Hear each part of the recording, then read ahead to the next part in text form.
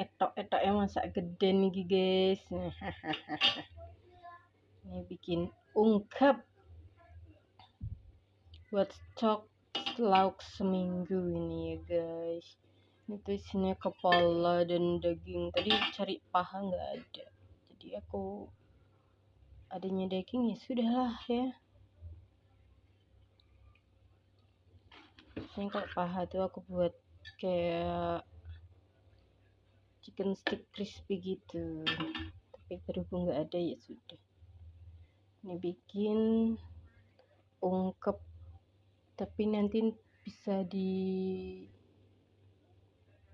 ditambah kecap gitu, jadi kayak ayam bakar gitu. Oke, nanti tinggal bikin sambal lalapan ngarit ning kebon, jadilah makan yang enak. Thank you.